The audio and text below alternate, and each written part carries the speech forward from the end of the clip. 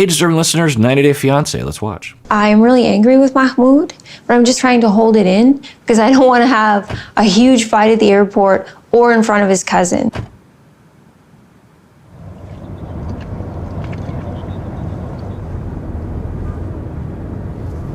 I love you. How are you? Honey, just put that away. Put that away, honey. Why do you need out your phone? I just like want to check something. What? What do you need to check? Maybe it's secret. Okay, so we're seeing here that they are getting out of the airport, and Mahmood checks his phone, and Nicole, I thought at first, was just being playful, like, oh, get off your phone, honey, come on, be with me. And then now she's getting hostile. She's really upset, and what does that say about it? It says either she does have preoccupied reactivity, or she just has a general, I don't know, there's a possibility that she has some quirks to her that make it difficult for her to understand what's happening socially. I don't want to speculate more than that, but certainly if someone's on their phone, that can annoy you and that can hurt your feelings, especially you just got off the plane, you're sitting down in the car, and so I bet you anything what's really going on in her mind, erase everything I said earlier, is that she seems determined to like really just start into it. But he is too, I guess, that's what she's dressed in. I mean, that is the height of conservatism in our neck of the woods, right? You would never call that outfit revealing or I don't know what other word you want, slutty, I guess, would be a word that people would put to it. You would say that is one of the most librarian-y outfits. Not that all librarians have to be conservative, certainly they're not, but, the stereotypical. Anyway, point is that she seems to be on a mission to just start fights, and I wonder if she is thinking, we just entered the car with his cousin, and in the past, it would hurt me and bother me that when we were alone, he could be affectionate, he could be kind, he could be the guy I wanted him to be. But as soon as we got around his family or their men in particular, he had to treat me like a second-class citizen because that's the way that tradition is or something. And it's unseemly to have PDA. It's unseemly for a man to talk to his wife. I don't know if that's true, but for Nicole, I wonder if she perceives it that way. And so as soon as they enter into the realm of the cousin, she's just like, I'm not going to do this again. We're not going to do this again. You're going to be my partner regardless of where we're at. And you're getting on your phone. I feel that vibe. So I wouldn't interpret it as a preoccupied reactivity. I might interpret it as that mission to get him out of the traditions of his culture, even though he has stated he will never do that. Get an apartment? I know, my love, you didn't never use that, but like, this is how we grow up. Like, we grow up, like, have all the kids around. Yeah. Right now, Mahmoud lives with his mother, and he decided that I will live there too. But Mahmoud's mom is the matriarch of the family, and so everyone's always coming over to visit her. Sometimes it sounds like there are 700 people in your apartment. His brother. I wonder if she's also introverted. She seems to be in that direction. There's a lot of sort of ancillary signs of that. My family is large, and I have a wife who comes from not a large family, and my wife is probably more on the introverted side of things. Yeah, I can definitely be introverted myself, absolutely, but I'm definitely more extroverted than my wife is. And so when we go to my family, my wife she loves my family, everything's fine, but I can tell much harder for her to deal with what I think Nicole is having to deal with his family. For me, I mean, maybe I'm not as far in the direction of Mahmood, but for me to hang around with my family for 24/7 and all the cousins and the grandkids and the aunts and uncles and everyone's around and there's all this conversation and laughter and, just activity, people in your face about various different things. It's a delight to me. That's how I grew up. My house was very active. It was sort of a hub for the community, for our friends. All the friends would come to my house. The door was never locked. People just walked in and we had parties, and, it was a very active house. That's what I like. I like that chaos. I like that interaction. It's fun. It's entertaining. It bonds people. We have a good time. I have good conversations with people. Sometimes it's a little hard to have in-depth conversations in a situation like that because there is so much chaos. And if I, really want to have a good conversation with, say, my mom or my dad, it's much easier if it's just the three of us or even just the two of us. But I wonder if for Nicole, she is introverted, and that is a clash as well. And for some of you, you might be able to relate to this. You have a partner or a friend or where there is that difference. And the key is that both people respect each other's personality trait. Because this is one of the known personality traits, extroversion, introversion, and understanding what it means. The interpretation from the extroverts is that the introverts don't care about relationships, or they're cold, or they just choose to see it that way. And that's not true. Introverts are neurologically that way, you could argue. And they definitely, introverts want relationships. They love and attach just like everyone else. But when it comes to larger groups, it is energy sucking to them. They need to be in a good mood. They need to have energy, and there's a egg timer, and eventually when the egg timer goes off, they're at their limit and they have to get out. Whereas for extroverts, and there's a spectrum, right? So I'm probably like at the 60% mark extrovert, or maybe 70 and 30% introvert. So there's a spectrum, and there have been times in my life when I've been more in the middle, 50-50. But the key is that when you're talking to your partner, that you, one, communicate effectively to your partner. Like if you're the introvert, you say, look, I love your family, but given my disposition, which is introverted, that means that I love and I attach and I value. But when we go to larger events with more people, it actually is very draining to me.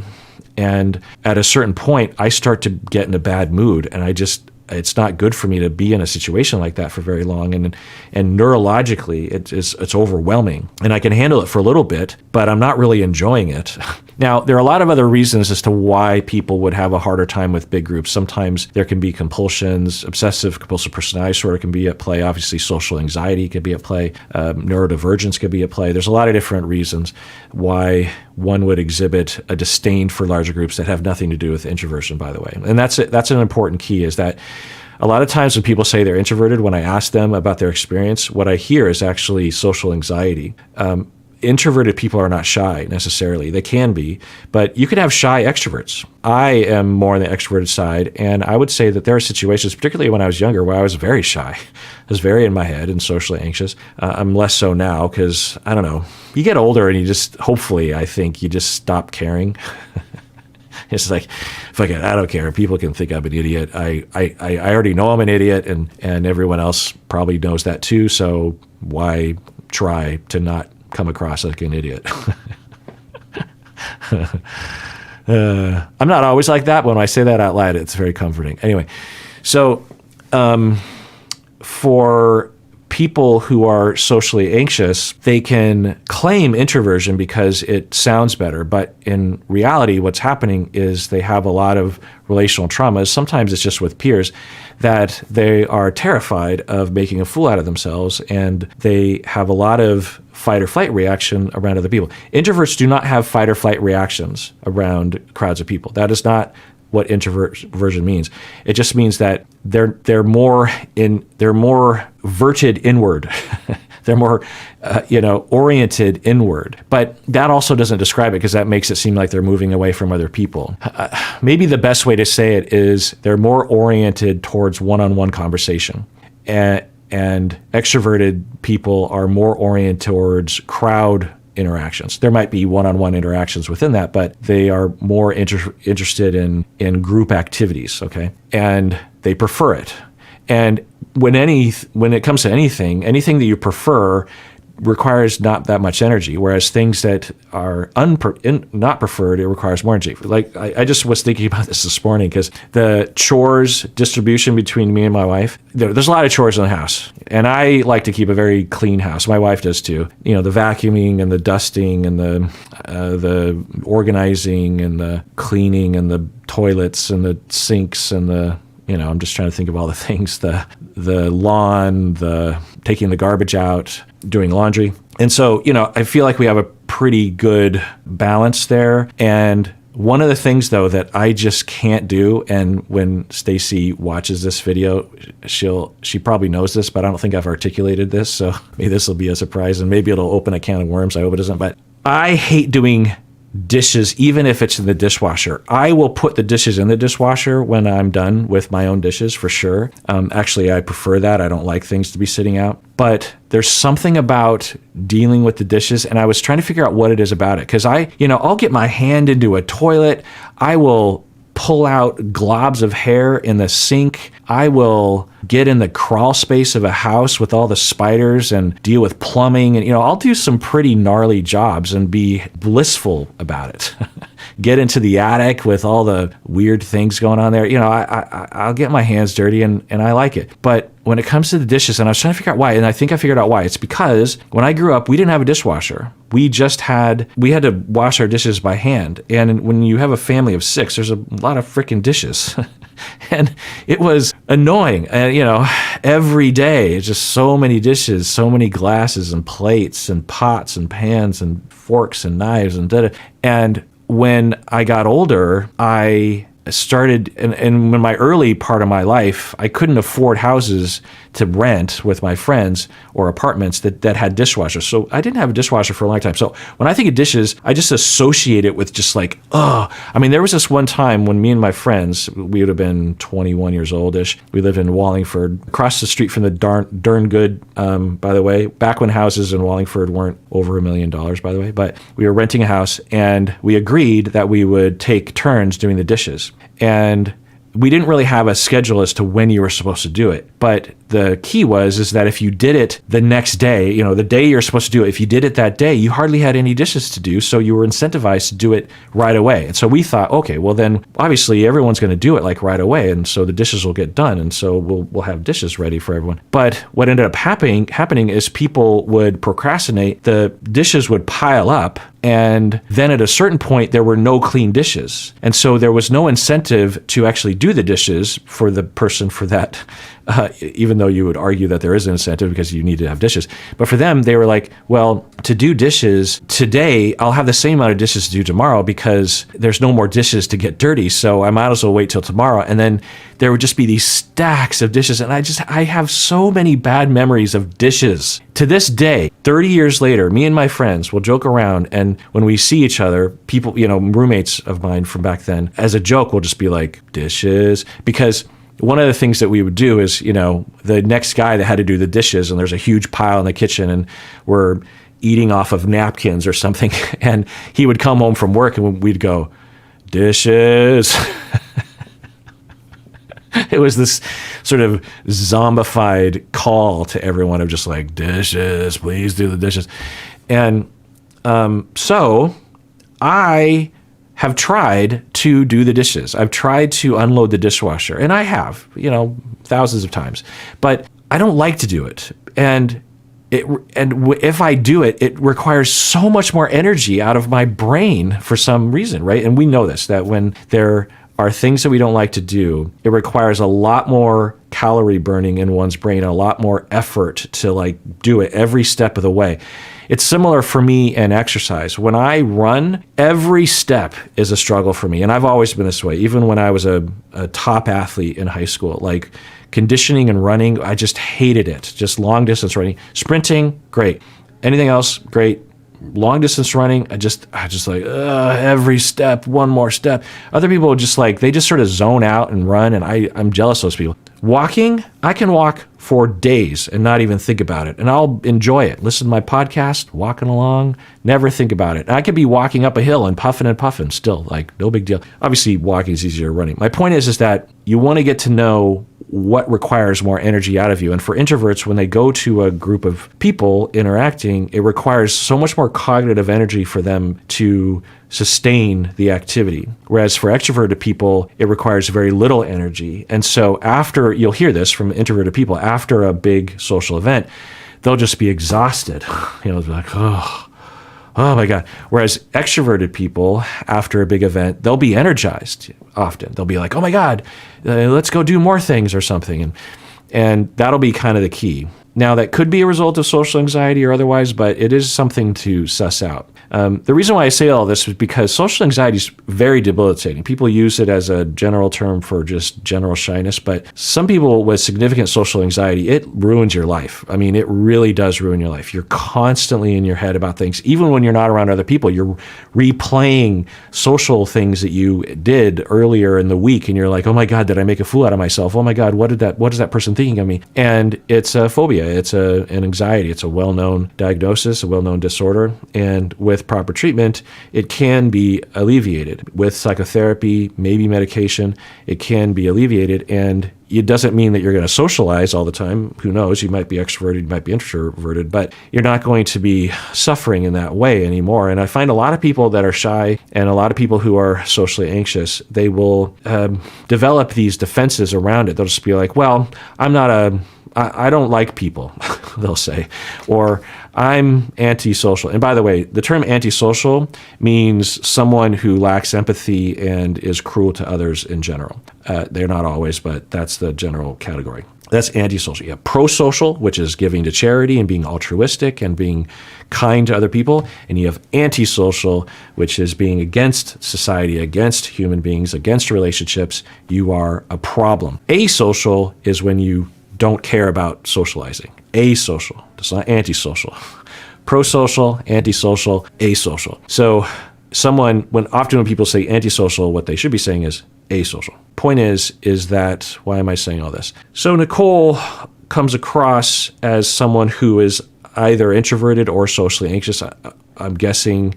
Now, another factor is that she doesn't speak the language, so it could be extremely boring and frustrating to be sitting in a room where you can't communicate with anyone, you know? Another thing that could be aggravating Nicole is that the cultural practices are on display and being, very much at her, and all that is a reminder of how the fact that she's insufficient as a wife to Mahmood. Also, she could hate the crowds because, again, maybe behind closed doors, Mahmood is a much more likable husband to her. So anyway, let's get back to watching.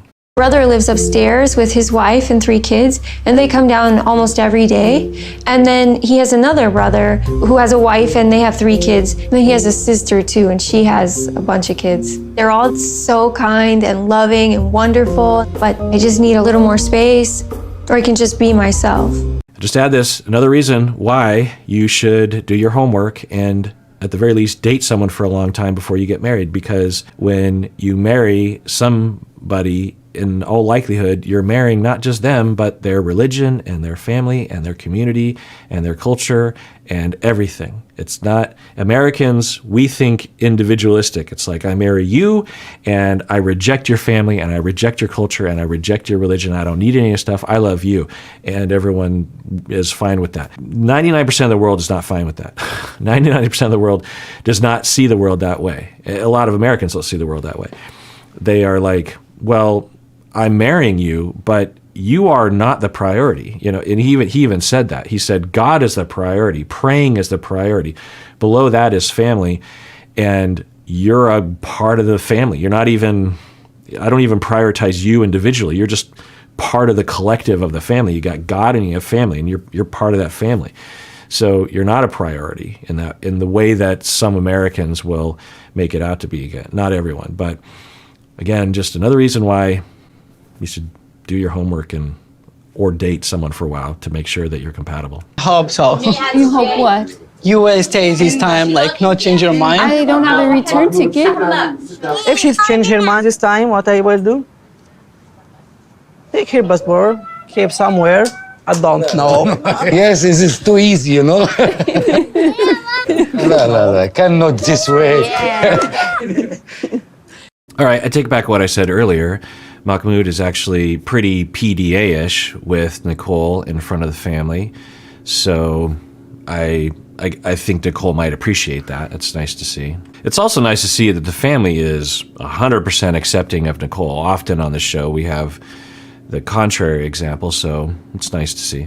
Every day eating fried things, and though it tastes wonderful.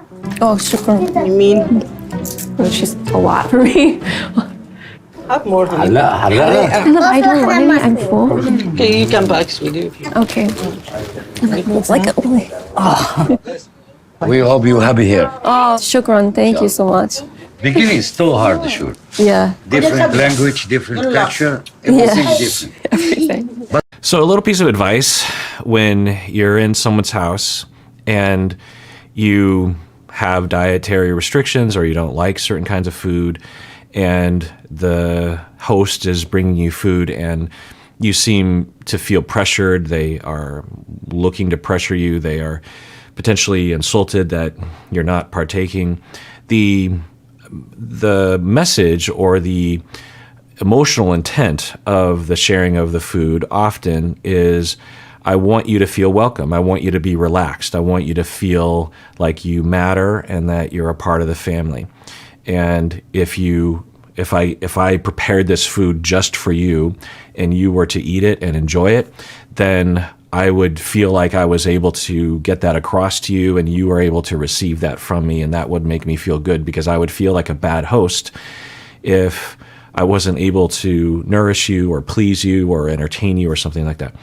So it has less to do with the food and has more to do with the emotional intent, usually, not always. I mean, some hosts will be locked in on that that method of the emotional intent rather than being more flexible. So if you have a dietary concern or you just don't like that food or you're not hungry or something, that's totally fine. You don't have to eat it, but you want to replace it with something else. Like, the best way to derail that kind of pressure or to derail the negative effects that could happen if you just like reject the food, and it'd be hard for an introvert to do this, but you want to participate in some other thing, like play a game with the kids. One of the best things you can do in a situation like this is, like, you brought little trinkets for the kids, or you want to show the kids how to play a game, or, you know, kids like to, often kids are, they don't have a lot of entertainment, and so they're looking for something to do. And if you just have a little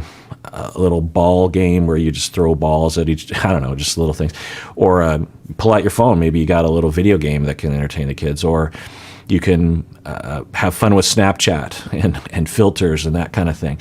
And when the host sees that and you didn't eat any of the food, there's a chance that the family will feel like, oh, well, I'm glad that the guest feels comfortable, a part of the family, there's some connection there, and maybe they'll get off of the food thing and just enjoy what you are doing, what you're initiating or something. Or if there's an opportunity to join in or something, you know, if the kids are playing a game, maybe you like sit down, play with them, or I don't know, something along those lines. Instead, what some people will do is they will go inward and be like, I don't want to eat your food, like, knock it off, and they'll get annoyed, or there's all these people talking all the time, and then you start to get upset and judgmental, and you start to just say, I just need to get out of here. And certainly you're entitled to that. Of course, it depends on the situation, but it might be more beneficial for everyone, especially if you're trying to integrate. I mean, she plans on moving to Egypt and living. This is her family. There's a chance that she will spend more time with these people than her husband. I don't think she wants that to be true, but that could be true, especially in the sexist society that I think, at least the cultural pocket within Egypt that they exist, where the women can't have friends outside the family. They can only hang out with other women in the family. They can't even necessarily hang out with the men in the family. So there's a chance that if you're making this choice, the only way to avoid conflict and rejection and ostracization and divorce is, you know, you really got to integrate well with these people. And maybe she will over time, but whenever I see this kind of, because for me, I'll eat anything. And I'm every grandma's best friend, because they just start feeding me food, and I have a bottomless stomach, and so I'll eat everything, and I'll love it. I love food. I love even mediocre food, especially when it's a traditional dish or something. You know, I want seconds, I want thirds. You know, it's kind of a problem, but.